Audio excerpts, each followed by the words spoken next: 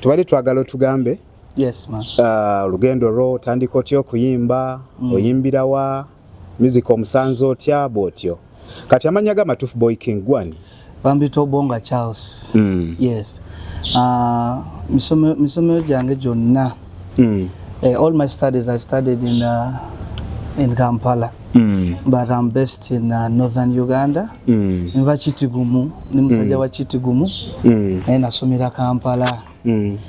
Music owa business omutufu. Atandika namutandika ku 2015. Yes, natandika 2015. When my breakthrough was a song that I made with Fefe Busi in northern Uganda. But I started music, byogamba nti oli wano ogeza kugenda mu studio toina sente nobeera mbayimbi. Natandika nga ni myaka mitonyo. Nagenda nga ntinda wadde Led Lumix oba omumanyi hip hop. Nga mbeerayo nnyo naye ne bakyalibe naye nga nze mbabeeramu bwabezi. Ne kati we nakomawo ewaka, it was let me see, in 2010. 2010. Natanga tambula ma studio ga northern Uganda. Mbera flexible, mbera mbayimbi. Nga nyimba buyimba wange buli awo woto bampola mpola. Nga bo buli awo wansi. Ne kati Fefe Busi we afuna chance. Ebiseera bya nga tuli mu crew je bayita Tosha Entertainment. Ya Victor J. Victor J yali musajja ava Kenya naye nga agroominga nnyo abalenzi ba northern Uganda. Abateeka mu bambi kasente ke agala bayimbe. Kati ya hayaringa ne Fefe. Ebiseera bo Fefe naye yali nga upcoming cha. Kuba DJ Ranks yali mukwano gwaffe nnyo. Kati ya DJ Ranks we yajje no. Nayogera ne Victor agamba nya aleta omuyimbi wange bamuyita Fefe. Akuba naye akyali muyimbi muto. Ko Victor naga mulete. Ninategeka show ngina kuleta Chameleone naye njagala mugatako. Negwe mulete tunalabira eno. Kati baleta Fefe namusanga eno ggulu. DJ Ranks nagamba Boy King omusajja wange wono akyali mwalimbye naye nga tanabafuuka sita kwa bafuuka sita. By that time, yes, Fefe Busi, yes, yali sister. Ngera mukati mu status omusingako. Yes. Okay. Kati batambula Fefe ne Maliswene, then DJ Ranks ne DJ Mario balinga abantu bana. Kati tugenda ku studio twagezako kuyimba mu studio za wano masazi ne kagenda. Ko Fefe nagamba Boy King bino biveeko. Yango e Kampala tukole. Zinze nkuwadde collab. Yange Kampala tukole. Biseera kyebyo. Yali 2013. 2013. Yes. Fefe Busi alina luyimba kyawo lwali lutambula 2013. Bayimba balina oluyimba ne simu. Ne simu. Yes. Ayimba kapate bakakolera Busaabalanda. Yes. Olulimba bankubiramu nengamba musajja mu maaso yajaba munene. Ko Ranks naga musajja wuno Boy King kola naye nga tanafuuka star. Omanye ebya Kampala. Biralamu. Konze ngamba tewali buzibu. Era twamala show za wano ne baddayo. Nafuna akaseera nengamba Victor musajja ngoyo naligeze ne mulabako e Kampala. Nangamba kati gwe kwata bus otuukayo. Mbulira kyona agenda misinga oba bagala sente studio bagala yochi gwe mbulira nze nja kutera ku line. Natuka Kampala nga wemanyi first time kubeera mu bayimba banene twagenda mu ja live awo nga bakoko finga we bali ba Gravity ba Tipsizi. Okay nga simanyi mbere nabo otya namanyira bya wano bya wotuka mbayimbi bano bayingira mu buyingizi kombe bali bayina campus zayo tomalaga yingira fwa asitegeera. Kati Victor je namukubira nenga mamwana nieno musajja gamba tusasule studio ne studio biseera ebyo kale nze sayogera bya studio boboogera ne bagamba nze mfune sente tusasule studio tutandike. Nakubira Victor ngatakwata enkubira mama wange nga machanse no wengi misinga ejabe egenze ejaba yawa kaweddemu enkubira mama nantera mu kasente kyante yatera mu 10,000 ngamba Fefe manyi nafunye mu 10,000 wane tulindeza Victor je nazo katirindako kusema tusokote mmoja yozi studio time yes ya kusasula Fefe jachi wali yagala sente zachi ya kusasula studio time. Fefe yangame mwana tusasula studio tukole. Nga yali free. Na bya One Love bya free tusasula studio. Nze nali ngenze ne project. Nayimba ko chorus yokka. Kati gwe yawulira chorus munda mu studio nayimba one take. Fefe yimba one take. Nagamba ne ku same mwana salamu byo ebirungi omwana ono mumaze. Ono ye mumaze ne bagamba ono ye omugobye kati. Ono ye tumute. Adeye waawe. Kati nga tukyafuluma studio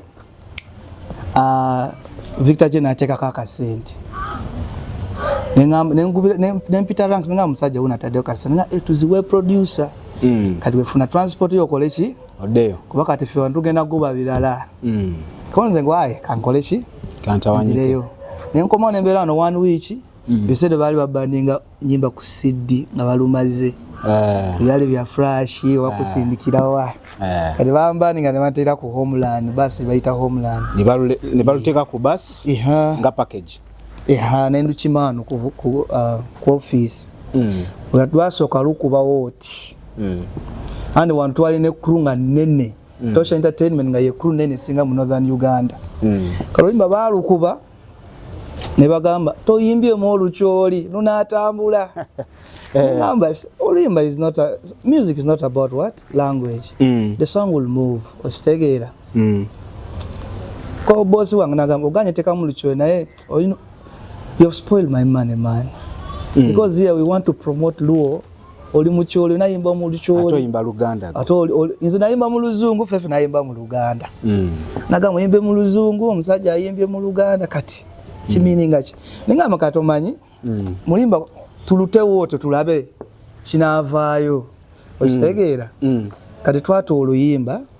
Kati bisere nga ba promoting oluyimba.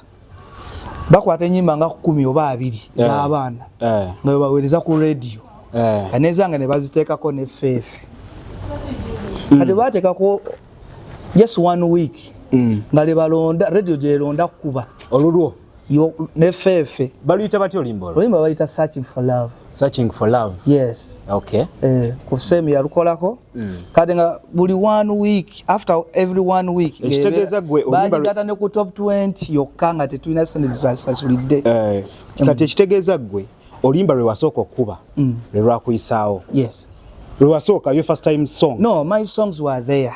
But that was my breakthrough song. Your breakthrough Tikati, song. Northern Uganda, etandise kumanya, nti your boy king. Yes. Basokera ku luyimba lwange ne fefe. Mpulira. Yes. Kati, oluyimba lwakuba, nakubira fefe.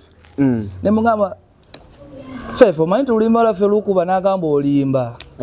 Ningamba olimba lukuba. Nangamba balukuba jangu tulukwate video nawe oli kulobera mu business. Nengamba business ki nengamba gwe jangu. Yogana ne boss wo tulabe. Boss yakwata mtwala 5. Boss. Boss man. Victor J. Yakwata mtwala 5 500,000 nenya basi nituke Kampala. Na nina direct wafe bamita toll tape obo mumanyi bamita Walkers Derrick. Na mukubira na nemugamba nti bampadana ka sente naye sibimanyi tugenda kola otya bya kibuga sikole yako video wano nagamba katomanyi ezo sente mufunemo motoka mufunemo muwala zengena jankwate video munonyeze sente zange konze ate wali buzibu so ketukole then nja kusasula ne tutukola video mpulira kwetwamala kola video after nga kwegamba mwaka gwali kugenda gwako nga tuina award wano Egulu ya Northern Uganda isinga. Mu category yali twali tulinawo ba breakthrough artist of the year. Kati nga nyimba yange ne Fefe Busi nga bali nominating ze kubeera new artist of the year. Yes. That was 2015. Now atujja kwa award ngamba nti owaye lero ngaseka kasa kumbe oluyimba lwayingira dda mu bantu kati mwana kumpita ku show yonna. That's the time when natandika kuloza nti the music atambula mpola nnyo mu bantu. Fenga abayimbi nga nako zino tukitwala nnyo speed.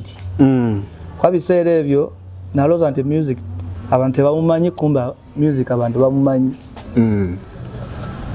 Tetwawangula award esooka breaking new artist of the year Northern Uganda ne bayita Searching for Love Boy King and Fefe Busi nengene nona wadera nakubira Fefe nengamba omwana twangodawa nanga jirete mu kibuga njirabeko abantu bakolembawo no batuberako kasenda katono wanji award bakuwa award tugeze abana bakuwa award kubaka kasente offers studio time bichi kati kwe award wafunira kochi bisere bali batuweraka kasente enenga sikanji nnyo kali katumalirawo bisere okusima era omuntu akuwadde kasente oluyimba ozitegera kiba kikolanga alera batuwanga 500,000 but it was something akwezo sente woloso bakwata video no sasulako ne audio ba no titenkanyizaawo kati awo after the journey has started shabika omanyika tubokuba first hit kuba after award batanga kumbukinga katawa tene nkuba hit eddako so ko twema akapera kulimba ro Fefe Busi I'm searching for love and the one who love and she will be mine Oliwa, and she be the apple of my eye, the one I love till the end of time. And that girl who makes me crazy and chill. Yeah man, outer. Jakabi. Yeah man, low at the back, low at the front. Oliwa radi nulunji. Aha kati welugwa okuba hit endala. Nkuba hit endala o. Ngatako. Paka kati sikendezangako. Northern Uganda, lwaki music wa mwali slow. Music like music business agenda mpola twezalawa buliwo kuzalawa twezalawa nyonga buli mu bayimbi buli mu industry ya north yonna nga wogiraba kuba kati ffe music wa ffe sife tumutambuza fekka wakati zenyizo kutola oluyimba naye kati ebirala mbirekedde balala kati nga ba DJs ba promoters betwina wana abategeka ebivulu kati abo sandala batumenya nnyo nabo omala kutolimba ngo lutade mu sente obalina basindikire yakagambo osanga banakuulira ingambagamba just beddeko bannange tupushinge music awo kuba tuyimba bulungi bambi tuyimba bulungi kati gwe mukutandika okuyimba bewegombanga abayimbi bali bawano ba Africa bansi bawa ani gwe singo kwegomba ngo ngatonda ajja kutandika kuyimba nganga mate njagala abeera ngono njagala abeera nyongo oyo Jose Chameleon Jose Chameleon akubaraga ate gwe mpulye eddoboozi lyo siri araga kati wegomba omuntu kati omuntu nganze nali mwegomba ingeri gyalwamu nnyo mu industry nga seegomba nnyo engeri gye gyayimbamu kati byanjawulo kati omanyi sana ntulwa nenga nti naye musajja abeerawo otya mu industry paka kati kwaffe tobeera mu industry n'owulira ti eyokya nekutama n'odduka okitegeera sa tekutama naye nga eyokya ogezako kukola kino bakituulirira ogezako kutolimba tubeera ne bafaita abuli obutonotono kati neebuuza ye Chameleon naye akimalako otya abasajja sebo ba kibuli okubeera mu music industry ebbanga eryo inakuba na kibuli ekituufu era I thank God so much that in the music industry I'm still here up to that time. It's not easy. It's not easy road to bagezako kuchokeza nogama kambite the scenes omuntu I don't let go things easily nemezako nnyo abankuba ebikokola bangi nnyo buzibu kibwe wali osanze bukyanga otandika kuyimba nogamba olunaku luno sirirwerabira lunaku kyolo music industry ate no yakabaawo just recently ize ku mutima gwange nina nnyo one love kubanze abanetako industry naye balina one love ngabonako nyumiza Faith oyo recently yabadde ne concert one Gogo Cricket Oval era ranks yankubira nga Boy King jango tusaleko tukole yakalango ng'ojja ne tumukolera akalango kati tunakolwa show ne tubasalako naye olakolo lwanuma mpulira asajja bamumpulira mu nsonyo naye olakolo lwanuma ona tekawo mafuta gange kuva eno north ne tiimu yange ne tutuuka mu kibuga ne babeerawo nga batatulaba bafefe fefe batubongako batubongaka mwaze ddi nga twaze jjo nga mukwano gwange webale kujja naye kati ndi mu riaso so kwasaganya ebintu ne ranks ng'ebintu bye nawe nkugamba saabitegeera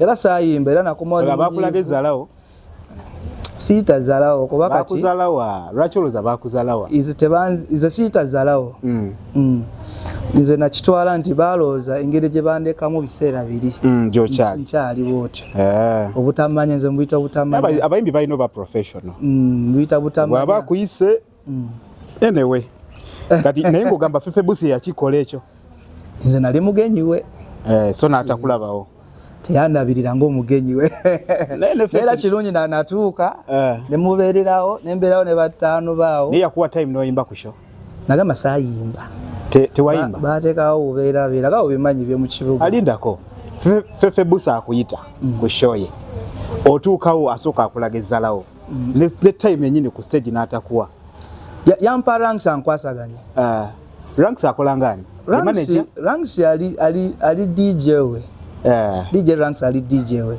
jukira ranks yatuconnectinga ne tuyimba naye biseera biri kananga ranks musajja una atuuse mukwasaganya ranks nalanga biwanvu yanga wemanye ebintu byano ninga ranks zentuuse tukoze tutya tuse ne timu yange era twali nabo nga naku bbiri nga show tena batandika unakolwa show ne batakateekawo embeera naye kati nga bomanyi kati ffe aba north tetumanyi nnyo kulwana oba kugumizaamu nnyo ekintu ekitali kikyo naye nga bakyali tuvuge tuddeyo naye olowooza lwaki Fefe yeeyisa wangi lwaki Fefe yeeyisa bwati bye nakugambye yakulaga yakuleka nnyo edda nze era ngamba yaloza nkyalinga biseera totya tomutiiririra nedda si wotyo njagala talina kyagenda kukola njagala njogere ekintu kyakola ekituufu si just mulabisa naye nga ye akimanyi yanaba era ne bikomaawo okuva olwo toddanga mukwogera naye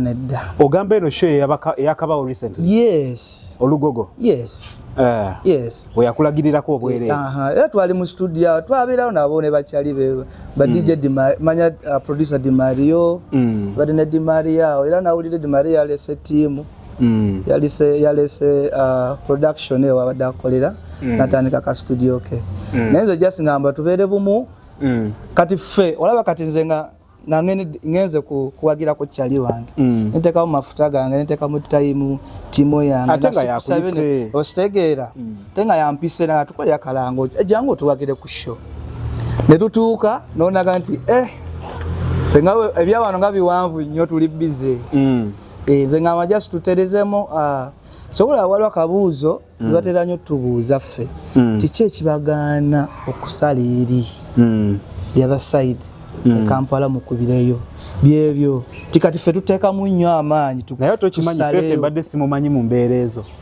Fefe abadde ng'omuntu omukkaka ate aseka nnyo oyo omusajja naye walolabeko bajje nabaseka gwe walolabdemu bajasa bajje nabaseka naye nde yakulaga omutima awo nakantu ke yakkolaawo anyway kale naye Fefe ndowooza ajja kawulira ajja katereza nobody say naye Fefe nobody say twakomawo bulungi twatuuka katuterezeemu ebyagaana kale toddanga mumukonako asinaba ojja mukonako osanga alina ensonga osanga teyamanya osanga bambi nekirala namulaba ali bize nnyo andolinga bapromota baani batiktokers baki naye nga nobody say n'omuntu avudde ewala nze ngamba nti wali mulabye n'oyogerako naye n'omuwoku yakolamu bubyawo osegeera omwaka obudde omuntu avudde ewala yakolamu naye nga nobody say tuterezeemu naffe tusale ku bayitawo tuyitawo kaluma timizigo vetasala kaluma emizigo waffe asala saawa zino asala erinnya n'ennyonyi aba music now batukubira ne Canada tufuna bookings ozitegeera twebaza Katonda nti fight nyingi nnyo mu industry naye tugeza nnyo music waffe atambule naye abayimbi b'e Kampala tubasaba ffe tetulina competition nammwe n'ennimi zetuyimba ndala nnyo. Just let's work as Ugandans because we are all Ugandans. Tutambuze ekintu kyaffe. Ka message kabadde kakulu ako. Badde sabo kaddemu abatakawulidde bakawulire bulungi. Abayimbi b'e Kampala njagala tukwatagane bambi. Kuba ennimi gye tuyimba si ze zimu, but music is not about language. Fena tuli bana Uganda, we are all Ugandans. Let's push our content to the next level. Okyogedde kakati obuzibu olunaku lwevuma olwogeddeko kati ate lunaku ki lwogamba nti olunaku luno lwanyumira lwali lulungi bukyanga ntandika okuyimba ng'ogamba singa olunaku olwo nziramu ne I relieve it okitegeera lunaku ki olwo? Olunaku bwe nafuna bookings ya million it was 40M. Yeah, one show. Nengamba singa naira nagamba ne manager wange Jude nengamba lunaku olwo singa luddamuko mulunde gumu. Soko tunyumize ali yakuwa million ana ku show. Kati byawana bili tricky. It was like not a performing whereby you have to perform in the crowd abasasula. Yali show ya were. Wano tukola what we call traditional wedding music. Bajibaita la kubukubu. Kano musajja yankubira essimu nagamba nze nkulaba nnyo ku YouTube ne music wo. Kati mbadde nkusaba osobola kunkolerayo oluyimba mukazi wange ali kuva eno UK yakola oluyimba ng'omu welcominga kansobola nkusindikira million 2 okola oluyimba soke nduwuliremu then nabe nkwasaganyiza otya konze nga ate wali buzibu teekako ssente yateekako nagamba management tugende ku studio nagenda n'ennyimba oluyimba it was a local song era saa zino erina ku YouTube erina views over egena mu 1 million now. Nayimba oluyimba nenumusindikira naluuliza nankubira simu ku makya nagamba nkusasule meka era bayimbi mbasaba nnyo omuntu wakugamba nkuwe meka kagambo kentera nnyo kozesa nze ti budget ye eri meka zinamubuuza budget ye eri meka nagamba kati chokola mperiza amanya go genda ku Western Union agenda ku Western Union ngam wanted ko meka bansaba nteke ko price nagamba gweba we tote ko price gweba we nemba ngam suko munkebere ko sente zino ziri meka ne bakebera ne bagamba eri 40 million ngam mulimba namu ngam to withdrawing ngamba yo mujjeko oluyimba lumu one song walulyako million 4 40 atenga alwagalera ya lusasudde studio time. Yes. Yali traditional music. Kati nangamba katomanyi sente zo zenkusindikidde lunaku lusebaka. Era nagambira manager tugenda tukule motoka saka atambuza bigere kati. Nanga kati mugazi wange agenda kulandinga mwezi guno na guno. Ugende mumukime ku airport. Muntu alire waka bagenda ba welcoming abagenya abakulu. Era twatuka waka nga sanza radio system nga omanyi family mutavudde weerwa a welcome is omukazi yaze wo musajja enze ne batekako music ne muingize wakanga nyimba era performance yakomao ne business ne yakomao ne mfuna 40M yeah man ezo sente zali nsajja mwaka kyo. Let me see that was 5 years ago. 5 years ago. Nayo kimanyi waliwo omuyimbi kati nga yeta sente zonna ze yakakwata teziwera million 4 bwekyatandika kuyimba asolooza olwo ababookinga show bakubiranga management twagala muyimbi waffe kati agamba museera nga ziri sente zatuwonoona era management tukankanemu tukakanye amalala sente zibana Uganda tuzimanyi tukwate million 2 3 so basically ku show sente chi sikugwe numbers as a music industry. Yes. Ku level yo nga bwoli level ya success yo. Yes. Olowooza omuyimbi alina kwata sente nga meka sikugwe nengamba kyogere generally. Yes. Omuyimbi alina kwata sente sisinziira engeri gyakozemu bambi oba tolina oluyimba olutambula saba ezikujjaamu nze nayimbirako 50K mutwali 5 wano nabayimbira obwerere ne sande olina yimbira werere nga kisaana we kituuka ng'olaba nga Chimeze n'ogamba nti wano siyitawo oyimba ono nga kansoka mpisawo music ebya sente nja komawo. Waliwo abayimbi bemmanyi ayinza okuba avuga emmotoka ye n'asanga show agenda olingizaamu ng'abantu bajjudde n'agamba wano kankubewo mumpemu naye nga bwereere anti abayimbi ng'abo mbawanye ekitiibwa abaana ekipya ositegeera abaana ekipya oyo omuyimbi aba taagala sirika kati oyo aba amanyi gy'alaga is not in the industry because of money abayimbi abasinga we bayingira music industry balaba nnyo ssente naye ssente ono gwokwata buli kaseera nga tolekamu ogenda tuuka ekiseera nga tebaagala nakuyita amanyago. Kati Boy King bw'obalabalamu oweza ennyimba nga meka? Nze eze ennyimba nga 1 something so bazibalawa 1 something 100 something 100 something. Yes. Wewandiikira? Mpandika sandala bampandikira kubanze ndi muyimbi saagala nnyo kuyimba byebimu oyinza kusanga nyimbi traditional nyimbi R&B nyimbi dancehall kati nfuna nnyo abampandikira ennyimba ne sandala newandikira nga ndi free. Man. Okay, kakati bw'obalamu mu myaka 5 okuva kati weerabawa? Ate njagala tukiyiseeko nga we tuli saawa zino tujagezaako tutambulira ku we want to sing locally but promote the local song international. Nkulaba. Yes, kuba kati we have opportunity because we have now abantu kati bayize kozesa internet teweetaaga kagenda mu kibuga teweetaaga kugenda oba Kenya. You can sit in your room and you communicate. You can communicate with other brands then you work. Yeah man. So kakati mu nyimba zoyina ezo 10 n'omusobyo collaborations zoyina meka?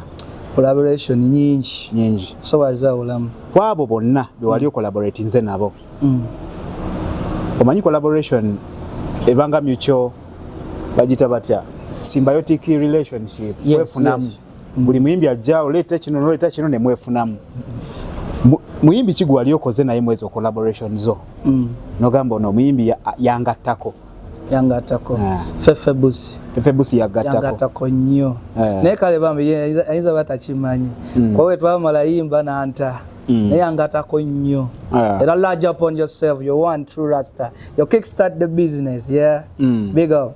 Muyimbi kigogamba nti nali agadde okuyimba n'omuyimbi ono wano mu Uganda gwengamba ti kati kantuule njayimbako noono sigamba nti ogamba kale gwe waali agadde n'ogamba singa nyimbako n'omuyimbi oyo kiba kijja kunkolera naye nga nzibuwalira sifuddeeyo ayinza oba akuzibuwalira mukwano gwo si mukwano gwo nali agadde yimbako ne Daudi Lutalo. Yes. Daudi Lutalo ng'alimu alina byalimu kati nze anyumira kale engeri gyayimbamu musajja muyimba oyo muyimbi mulungi teri akwata microphone so gwe mbayimbi bonna wali egombye okuyimbako ne Daudi ate mulaba mukaka musisuubira nti musabire wana ate onaamusabira amata ata nja kunoonyako bampita Boy King HD nva Northern Uganda David Lutalo negomba nnyo okuyimbako naawe era wenfuna chance yonna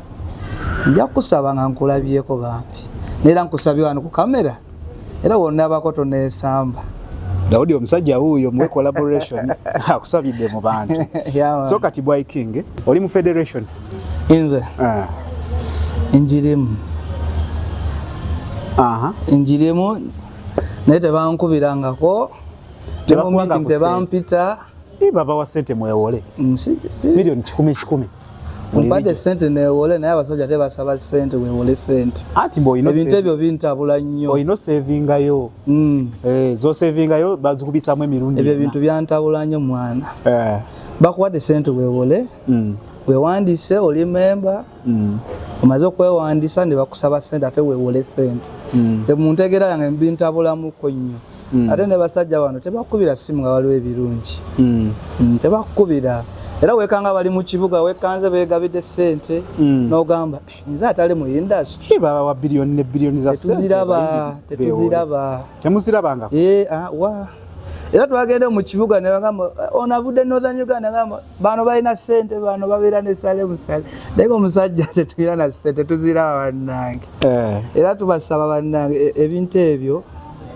babirabemu nnyo basuke babitereeze kwate nze sifunangako ssente ate bino bibagamba nti royalties nti wewe wandiisaayo bakubayo akasente ke bagaba sibitegeera bulungi wali ofunyeyo ssente zonna zonna okuva mu federation tewali tofunango yadde 10 wadde tebampise ne bantuuza wansi ne bagamba zino zivuddewo oti teri naye nagenda newandiisa nensasulayo okwewandiisa ne bagamba twagala ID zammwe ne tuziwaayo naye basajja abo batukozesa ebintu bannange bagamba mulwana kenzo wangi mbu muli mu kulwana kenzo ebyo biri mu ba leaders kati ffe ba members twogerewo ki tetulirabana ku ssente tulaba nti batuwadde biliyoni batuwadde 100 million naye ziriwa tetuziraba obe watuufe wozijjawo otamanyi angi obe watuufe wozijjawo otamanyi andi kati oba oli member jukira wali oteekawo email yo ne namba simu yo oba meeting weri balina kuyita ne bakonyonyola ekiriwo nga wenkugambye abasajja tebakuyita nga waliwo ekirungi oba bagaba ssente abantu bazibu nnyo wekituuka sseera yokugaba ssente alisa aleeta owewaabwe ne bakuyita boy king nagamba gwegenda ezo zinone nga tebakuyise gwe ku meeting zinasubwa ssente nyingi nnyo nnyo nga bampita mmanya omulala nagenda nazinona nembeera ano mwezi nga gumu ebiri ne bagamba gwe tebafunye ssente nga saafunye twabadde tebafunye ssente ekitegeeza wawulirako olugambo nti waliwo abafuna naye nga gwe omuntu tofunanga ekyo nakyo kiri clear waliwo abafuna naye gwe tofuna nze sifunangako so kasente kalaga katuuka tekatuuka mu nsawo yo nsaba nnyo kakyusa mu nsaawa yange oba ddi era nsaba gye nampite nga kibunoomu angende nange anabe ng'omuntu kuba nange nina kakulu kange bambi nina abaana benkwatakwatako nange anyokyeyo nange babeezeokko nkulaba yamaani kakati wetwogerera essaawa zino olowooza muyimbi kyaliko mu Uganda wano mu Uganda saawa zino naba aganaga yakomyewo aganaga aganaga yaliko ssebo aganaga yaliko amasanyalaze kati aganaga yaliko era wano wofunira koolo okuva mu uptown wano mu north sabira ddala muganda wange nansanga ekukomizaawo asanga mulaba trendinga ku TikTok otya aleka ina show jali mukulanga bwe nsuubira so kati aganaga bwaba yaliko enyimba enkadde koma oba kipozo otya kyana ekyakabi nnyo ekyo oba tukisabira nnyo oba music wa Uganda badde yononese nga tugikwasiza baganga kati kekomeyo mu ngalo z'abatuufu abayimba obulungi yamaani ate aganaga bambi alina talent oyo muyimbi naawe mulenzi muyimbi mulungi mubayimbi mubala nti muyimbi yamaani muyimbi kigogamba nti ono ageta bigete talent ye ntono ngabangi ngani basajja banga beerimba nolabira musajja ddala nga bali ku TV balimbira ddala bafaani baffe naye nga sigenda abagamba amanya naye music yegenda beeyimirira omuziki abasajja balimba nnyo beerimba nnyo izo nkitwala kwerimba kuba at last ekituufu kigenda vaayo kali nga olaba kayimba ka aganaga kayimba kadda nasanga naye kako kakomyewo ate kasooka mukolera okitegeera tegeeza yakayimba nebamuzalawa nakavaako nakateekawo weyakateeka nekomawo yokka yo bagita maanyi nga music yamaani music yaba yekomezaawo yamaani kale ndowooza tetujja sukkamu awo tugenda komawo oyinza otusibuzayo akamu ku kayimbako kolowooza nti oli comfortable nako era abantu bakamanyi netukikomyawo tika chwala ba ikomikenyo chwenya tika chwala nan chwenya tika tera ba ikomikenyo chwenya tika tera I'm searching for love and the one I will love and she will be mine Oliwa outer Gulo Boy King actually from the back from the east from the west yeah man representing Luo Oyo abadde Boy King bannange mwebala okutugoberera mutunonyengako gye tubeera tovanga ku Emboozi Tebankadde tukomawo n'ebirala mweraba.